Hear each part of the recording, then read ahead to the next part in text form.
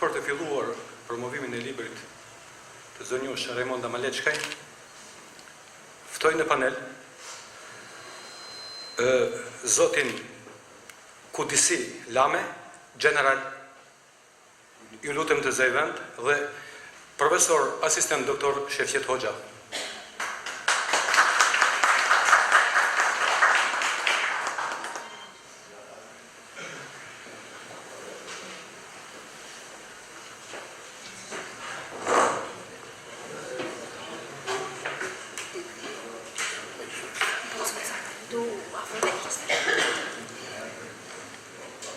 Zonja dhe zotëri, të nderuar e pjesëmarrës, të ftuar, miq e dashamirës të libërshkruesit hasi mes luftës dhe lirisë zonjues Raimonda Maleçka.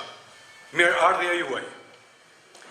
Ky libër historiko-letrar është i 11-ti, në 850 faqet e cilit janë vijimësi e librave paraardhës të autorës, ku shkruhet e tregohet bazuar nga realiteti i luftës heroike të ushtrisë shtrëngimtare të Kosovës, të krahinave të saj, me personazhe të martirizuara e të gjalla, të rëna heroikisht e të tjerë që mbijetuan. Zonjush Maleçka nuk holli ashtu si në këtë libër edhe në ato paraardhësit gojdhena, por shkroi atë histori, ato ngjarje të cilat i përjetoj, i pa nga afër, pasi autorja ka marrë pjesë, ka jetuar me ushtar të UÇK-s e mjaft drejtues të saj. Libri i parë i të lartshkruarës është Vëllimi poetik Ëndra Lozanjare. Ndërsa, më vonë vazhdon, tonë gjatjeta Kosovë që përbën nismën dhe përkushtimin e saj për të shkruar për luftën gjakun e derdhur të popullit, familjeve, grave dhe burra e fëmijëve, pleqve të pafajshëm nga Miloševići e mercenarët gjak derdhës sërb. Vijon me tokë arbrore, prelut i pavarësisë. Në përditët e dhimbjes dhe lirisë së Kosovës, shqiptarët e kanë brenda vetes lirinë e tyre. Ora e kombit, jasharët, kujtesa jonë e përjetshme, Haradinaj, njeriu i rendit të ri botror, dhe Hashim Thaçi dhe betejë e fundit. Ky rëndor i librave të zonjush Maleçkaj mendoj dhe shprehem hapur se përbrezat e sotëm dhe atyre që do vinë do të jenë kujtesë reale e historisë, jo vetëm për shqiptarët e Kosovës, por për tërë gjallësat njerëzore të kombit tonë. Libërshkruesja Raimonda jo vetëm u tanua, kërcënua nga qarqe Slavo Miloševićiane, por dhe u arrestua me akuzën për terrorizëm në Maqedoni në vitin 2005. Prandaj pena jote është rrezja e kombit. Hysem Lashi në mesazhin e tij shkrua: urime për promovimin e librit të famshëm për ushtrinë shtrëngimtare të Kosovës. Të përshëndes ty dhe familjen tënde. E sidomos Lame. Fjala për ju, zoti Lame.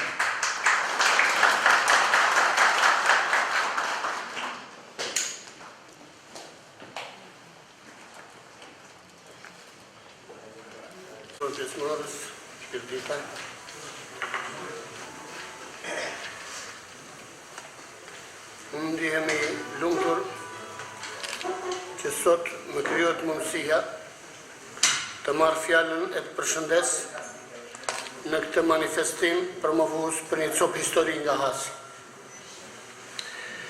Hasi ka histori të pasur, por ajo është bërë gur mbi gur dhe edhe ky libër i shkruar me dashuri nga shkrimtarja Raimonda Maleçka është një gur historik që vendoset në vendin ku duhet për të pasuruar historinë më të re të kësaj krahine lavdi madhe ndërkohore. Unë nuk kam marrë përsipër të flas për Raimondën si një luftëtare dhe si një shkrimtare, qëndrestare, sepse besoj të gjithë e njohin dhe zotëria Paramet bëri një evidencë saj.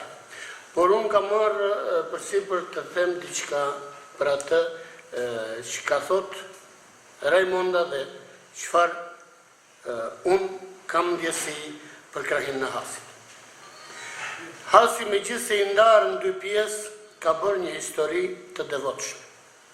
Historia i ka falur Hasit në inteligjencën, trimërinë, unitetin, qëndresën, besën dhe tjera. Ka një të vërtet që e thot libri në fjalë, i cili vërteton se Hasi ka qenë në luftë. Pasi ka betejat e tij, ka luftarët e tij, ka invalidët e tij, ka dëshmorët e tij. Ka edhe një të vërtet politike e cila nuk na e ka pranuar luftën tonë dhe na ka mohuar betejat dhe ndeshjet me serb për një periudhë 22 mujore. Kur nuk do të jemi dakord me këtë qëndrim. Gjithnjë do të kërkojmë që kjo luftë e djemve dhe vashave shqiptare të marrë vlerat e saj. Një akt konkret i këtij qëndrimi është edhe shkrimi dhe promovimi i këtij libri, i cili merr përgjegjësinë të jap definicione, nuk merr përgjegjësinë të jap definicione, por jep sinjalin e qartë për të gjithë se nuk është e pranueshme padrejtësia dhe mohimi i vlerave të luftës sot. Për Shqipërinë duhet kuptuar se në vitet 97 deri në qershor të vitit 99 në veri ka patur luftë të pandërprerë. Në këtë luftë Hasi ishte në vijën e parë, për të luftuar një fashizëm të ri që kishte vënë nën kolonizim një pjesë të konsiderueshme të trojeve etnike shqiptare, që kishte vënë nën rrezikun e zhdukjes një pjesë të konsiderueshme të këtij popullit lavdishëm dhe tentonte tjetërsimin e trojeve të tij. Lufta qëllimtare e Kosovës, njëherësh me aktivizimin në trojet e Kosovës, së pushtuar u duk edhe në Has. Kur kam marrë detyrën e komandantit të divizionit të Komsërisë në Gugës, e kam ditur se situata të vështira do të kisha për të kaluar së bashku me ushtarakët e asaj njësie dhe me gjithë popullin e zonës.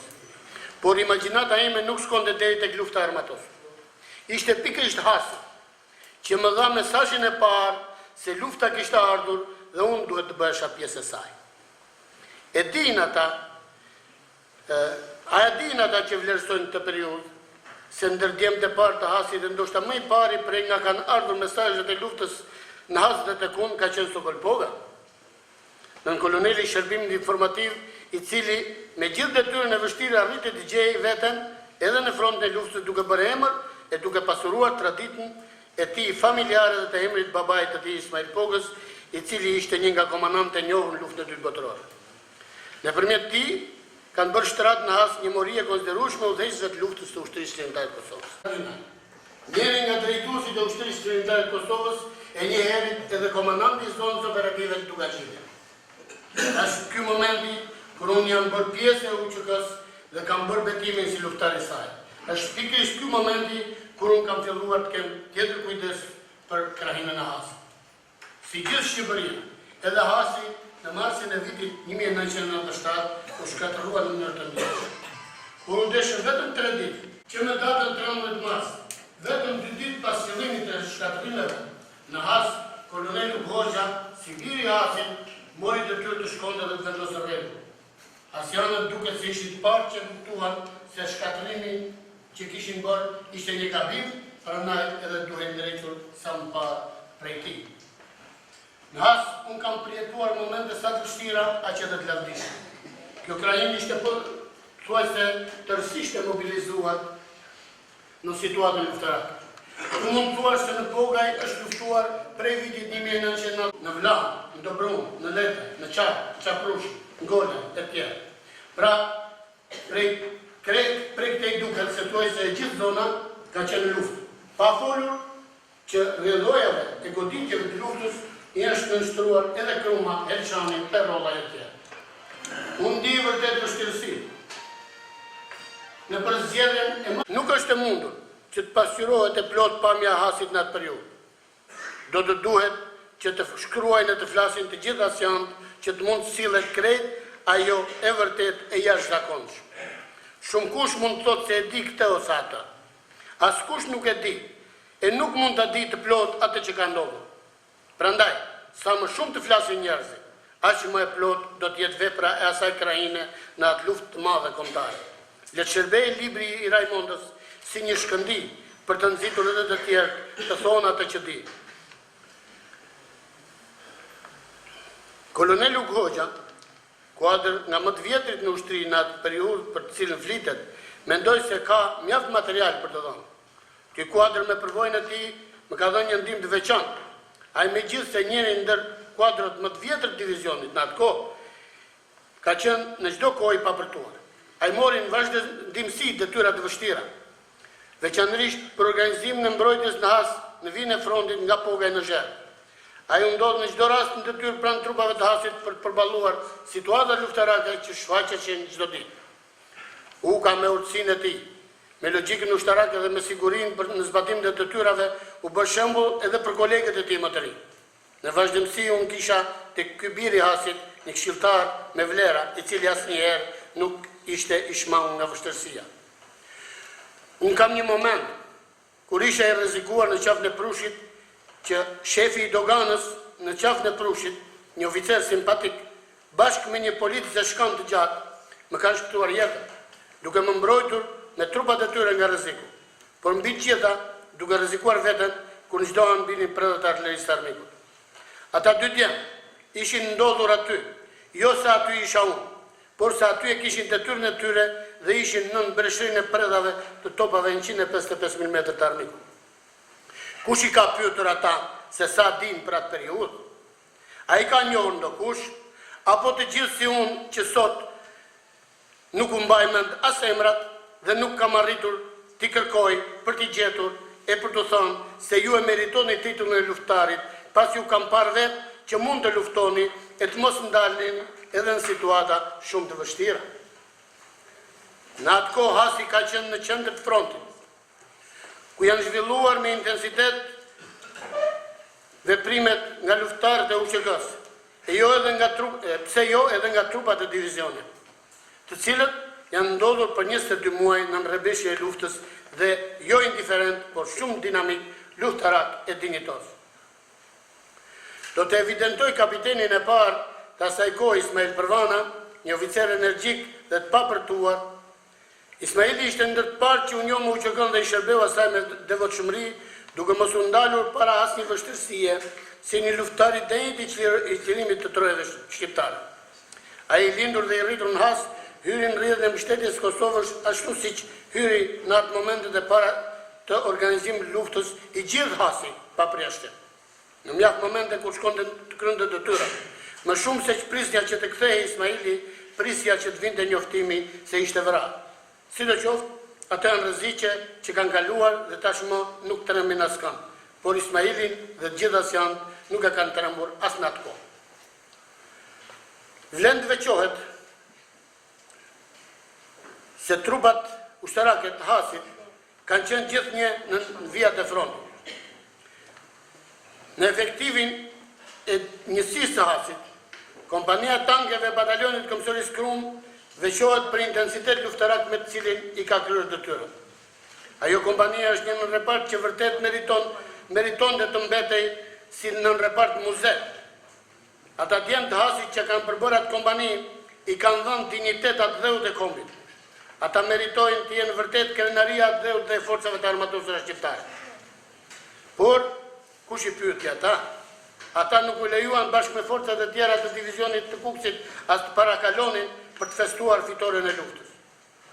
Megjithatë, për kompaninë e tankeve në Krum mund të flitet shumë dhe të evidentohet puna e gjithë efektivit e në mënyrë të veçantë edhe komandantit të kompanisë, kapitenit të para de Muslia. Kur flitet për Hasin, nuk mund të lihet pa evidentuar edhe batalioni i obuzave në Ngolaj, i cili ka historinë e tij të luftës me serbë. Në këtë kuadër do të dalin pa edhe veprimet dhe kontributi i komandantit të batalionit, majorit Vladimir Kola, i cili megjithëse nuk ishte nga Hasi, jetonte në Has. Mund të thuhet se Hasi ka një merit veçantë në këtë periudhë, sepse i pati të gjithë në blok për të shërbyer luftës. Nuk pati asnjë moment që të kishte ndarje të ngjyrave parti politike. Nuk vinte kur vinte puna tek çështjet që kishin bënë me Ardeon dhe Kombin. Megjithëse vërtet në Kukës dhe në Tropoj, në qoftë se vërtet në Kukës dhe në Tropoj, me gjithë heroizmin masiv të popullit që unë nderoj dhe jam gati të jap jetën për të në çdo kohë, këtë nuk mund ta them për disa kuadro parti politik, të cilët mbi interesat e shenjta të Ardeut vinë në interesat e partive. Ndërsa në Has ishin gjithë blok për të kryer detyrën. Në Has ngado që të shkoje, të flisin vetëm për luftën dhe për mundësitë se si të rezistohej. Dhe për çudi nuk e konsideronin veten në luftë. Të gjithë veprimet i bënin si në luftë, të gjithë vepronin si në luftë, të gjithë luftonin në pozicion që ishin caktuar si në luftë, e megjithatë nuk u dukej se ishin duke bërë diçka të veçantë. U dukej shumë normale dhe kështu u duket vërtet të gjithë atyre që e dinë detyrën e tyre, të gjithë atyre që trashëgojnë trimërinë, burrërinë, atletarinë, mirësinë, urtësinë dhe humanizmin. Pogaj, Kishaj, Sahani me Rrethin, Vlani, Dobruna, Letaj, Qarë, Qafprush, Krelica, Suka e tjerë, për 22 muaj janë nënshtruar goditjeve të vazhdueshme të artillerisë serbe, si dhe zjarrit të pushkëve automatikëve mitraillozit armik.